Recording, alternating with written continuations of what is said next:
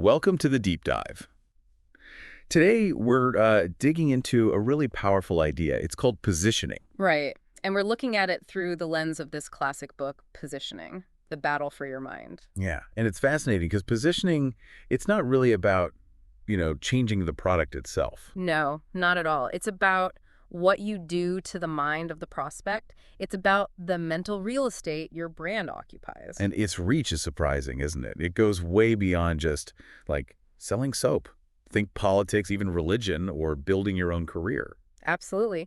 The big players, your Procter and Gamble's, successful politicians, they get this. They practice it constantly, sometimes without even calling it positioning. Which brings us to why we're doing this deep dive. This is for you, the small business owner, the entrepreneur. How do you get your business, your service lodged in people's minds, especially when it's so noisy out there? That's the mission, right? Because it is incredibly noisy. And the core challenge, well, it's the mind itself. It acts like a filter. A filter? How so? Well, it tends to only let in information that kind of matches what it already knows or expects. It resists stuff that doesn't compute. Uh-huh. So trying to fundamentally change someone's mind with your marketing. It's incredibly difficult and expensive. Millions are wasted trying to do just that. It clashes with those existing mental frameworks. Yeah, I can see that. It's that daily struggle, isn't it? Yeah. You've got something great, but how do you even get heard? Exactly. And the scale of the clutter is just immense. Think about it. 30,000 books published a year in the U.S. alone. Wow. 12,000 different products in an average supermarket.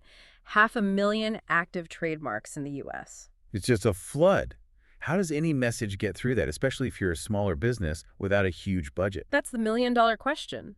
And it means you need strategies that are smart, not just loud. You need to understand how to slip past those mental filters. Okay, so let's get practical. Chapter 3 of the book talks about getting into the mind.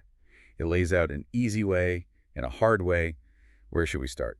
Let's start with the quote-unquote easy way. Though easy is relative, right? Yeah. Okay, what is it? Be first. Simple as that. First. First in the mind. Think about it. Who was the first person to fly solo across the Atlantic? Lindbergh. Charles Lindbergh. Right. Now, quick, who was second? Bert Hinkler. No, wait. I actually don't know offhand. Exactly. Most people don't. Or the first person on the moon. Armstrong. Neil Armstrong. Buzz Aldrin. Buzz Aldrin. But Armstrong is the name. Precisely. Being first creates this incredibly strong, often permanent link in the mind for that category. The mind files it away. Atlantic flight solo, Lindbergh. So for an entrepreneur, this could mean finding a genuinely new niche, something nobody else is doing. Yes, or being the absolute first to offer a specific type of solution in your local market, maybe? You establish the category in people's minds, and you own it. Okay, but let's be real. Most businesses, especially small ones, aren't the absolute first in their field. They're entering existing markets. And that, my friend, is the hard way. The book puts it bluntly. Second is nowhere. Ouch. That's pretty harsh. Second is nowhere. Think about it, though. The second best-selling book, the second biggest port, the second person to invent the light bulb. We remember the first. Yeah, you're right. The runner-up rarely gets the same mental spotlight. So if you're not first overall, what then? Just give up. No, not at all. This is where the strategy gets, more nuanced. The key insight is find something you can be first in. Okay, so redefine the category. Exactly. It's better to be a big fish in a small pond than a tiny fish lost in the ocean. Niche down. Specialize. So instead of the best restaurant, maybe the first restaurant in town specializing only in authentic Sicilian pasta. Precisely. You carve out a smaller, more defined space where you are the leader, the first, the obvious choice for that specific thing. That's often way more effective for a small business than trying to be everything to everyone or taking on a giant head-on. That makes a lot of sense. It shifts the goal from being the first to being the first in something specific. Yeah, it's about finding that unoccupied rung on the mental ladder for a particular need or benefit. Okay, so this idea of positioning really solidified during a particular time in advertising, right? There were shifts. Yeah, the book touches on this. You had the product era, just focus on features. Our widget is better. Then came the image era, build a reputation, a personality, think Marlboro Man, that kind of thing. Right, lots of creativity, big campaigns. But then things got even more crowded. Creativity alone wasn't enough. That's when the positioning era really dawned, the realization that you had to understand the prospect's mind, the existing landscape in their head, and position yourself relative to that. And a great example they use is Miller Lite, isn't it? Oh, perfect example. Miller didn't invent light beer. Other breweries had tried low-calorie beers before, and they mostly failed. So what did Miller do differently? They positioned it brilliantly. They didn't just say low-calorie. They found a position relative to existing beers. They focused on tastes great, less filling. Ah, less filling. So it addressed a potential problem with regular beer feeling bloated, rather than just focusing on the diet aspect. Exactly. They positioned it not just as a diet drink, but as a beer you could drink more of. They found a unique spot in the beer drinker's mind. It's a key lesson. You don't always need a revolutionary product. Sometimes you just need a revolutionary position. That's huge for small businesses. You might be selling something similar to others, but how you frame it, how you position it. That can make all the difference. Another classic positioning strategy is the against position. Like Avis. We're number 2, so we try harder. The classic. Instead of pretending to be the leader, Hertz, they acknowledged their position and turned it into a benefit.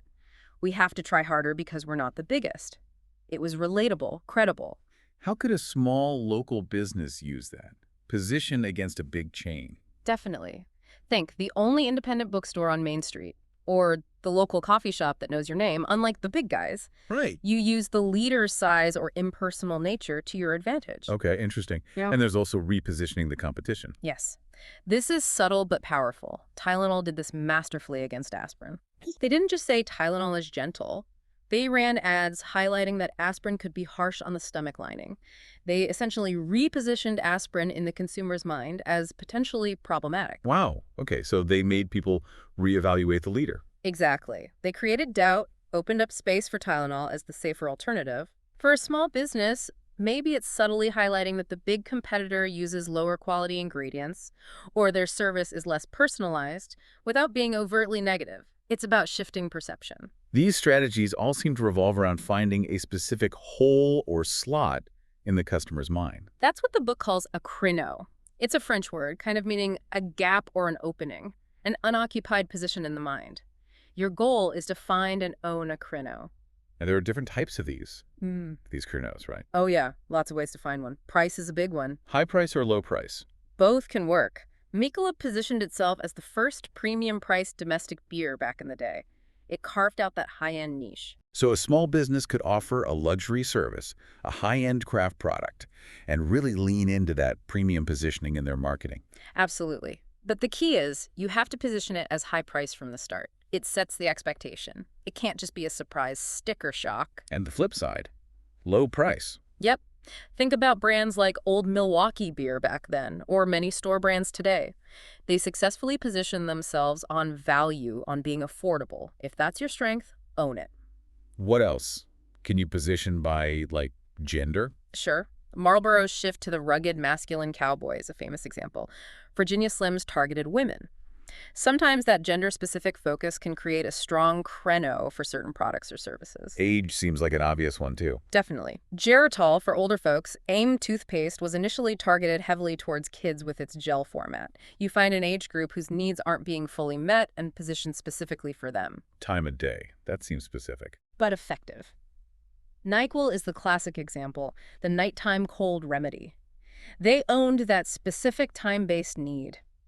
Maybe a local bakery positions itself as the early bird spot, open before anyone else. Distribution can be a position, yeah. Legs Pantyhose is the case study. They broke out by selling in supermarkets and drugstores in those plastic eggs, not just department stores. Their unique distribution was their position. Can your small business offer delivery when competitors don't, or sell through a unique online channel? Interesting. What about heavy users? Yeah, Schaefer Beer had that slogan, the one beer to have when you're having more than one. They targeted the guy who drinks multiple beers in a sitting. You identify your most frequent, highest volume customers and position directly for their needs. Okay, lots of potential créneaux, but there's a warning in there too, right? About the factory créneau. Ah, yes. Very important. This is when you create a product to fill a need within your company, maybe use excess production capacity or leverage an existing technology rather than filling a genuine need or gap in the customer's mind. The Edsel. Ford's big disaster. The classic example. Ford thought there was a gap between Ford and Lincoln cars, so they engineered the Edsel to fill it. But consumers didn't perceive that gap.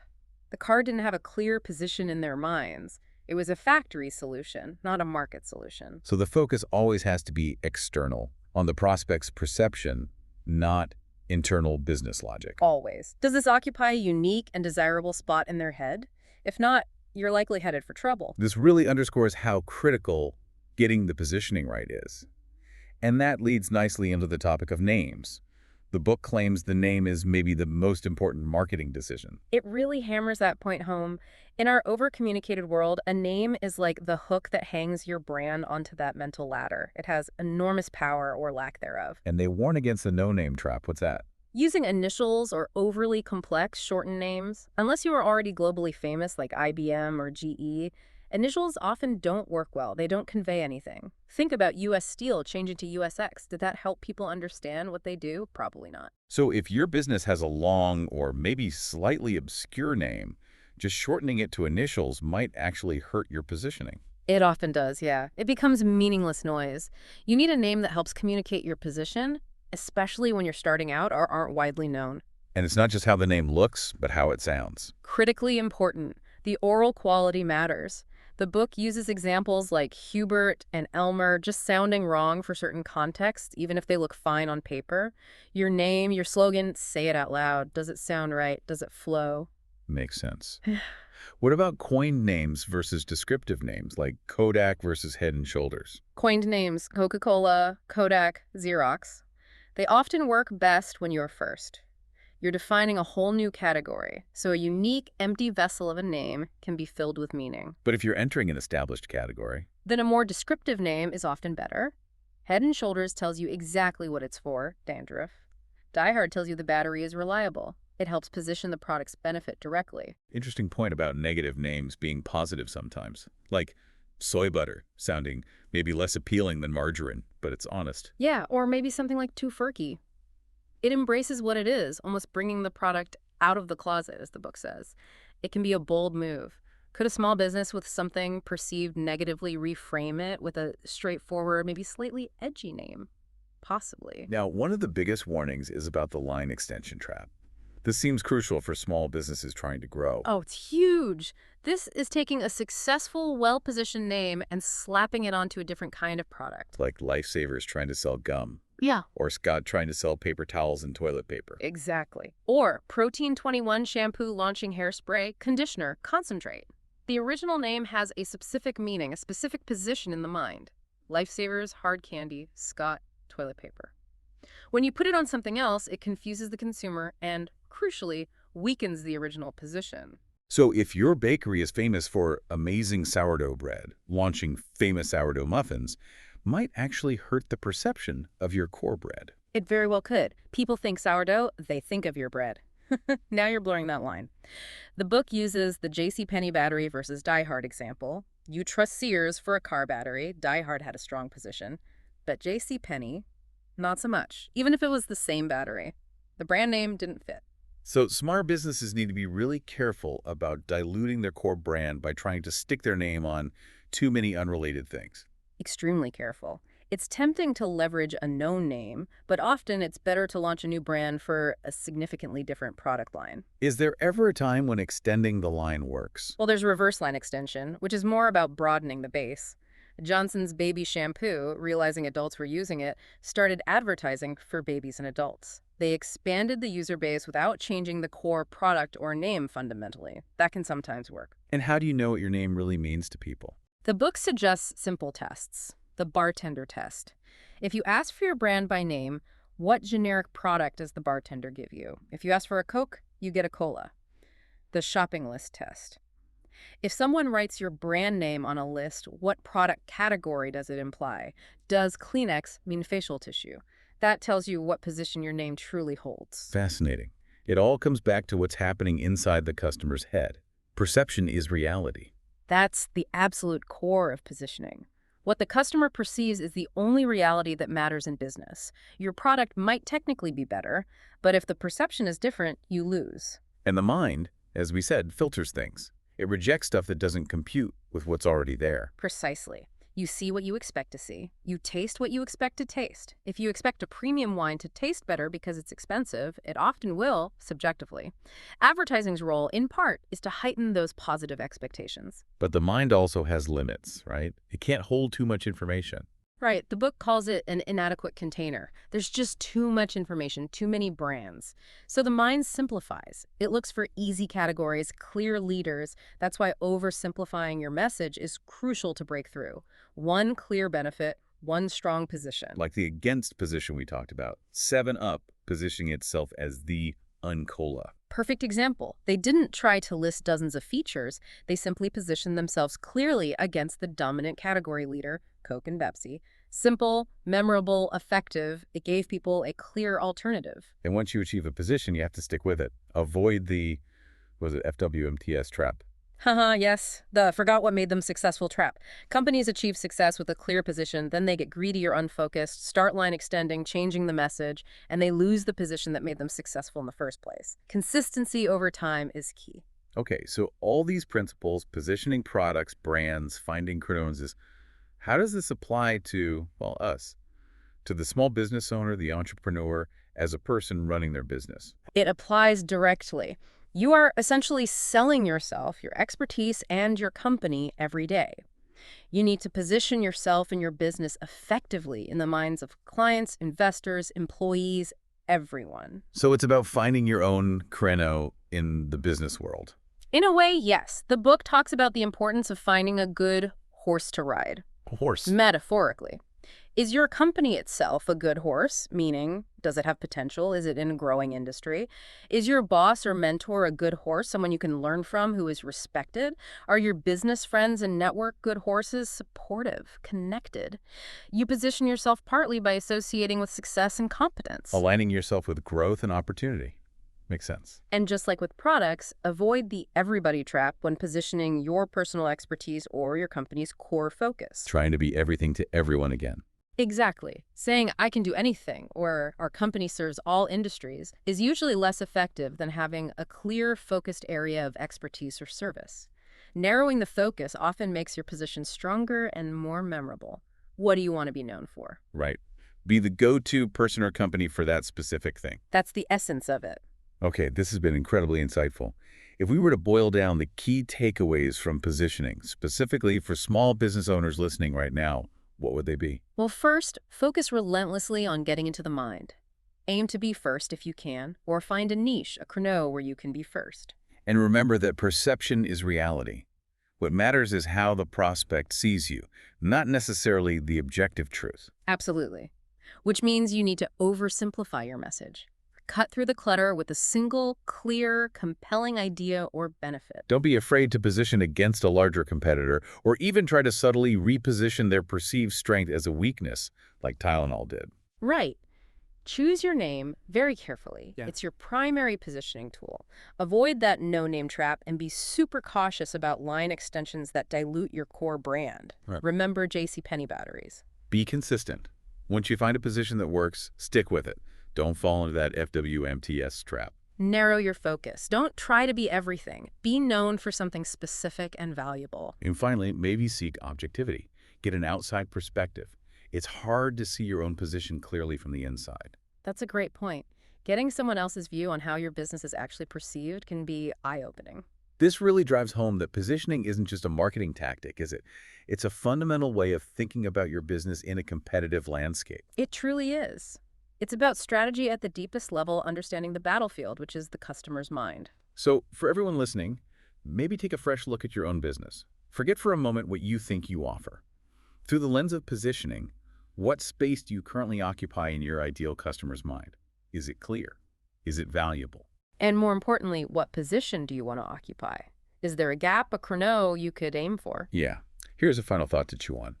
What single idea, what single benefit could your business absolutely own in the minds of your customers? If you had to pick one rung on that mental ladder, which one would it be? Finding that answer and then aligning everything you do to claim it, that's the ongoing work of positioning. It's definitely a process, not a one-time fix, something to keep revisiting. Thanks. This was a fantastic deep dive. My pleasure. It's powerful stuff.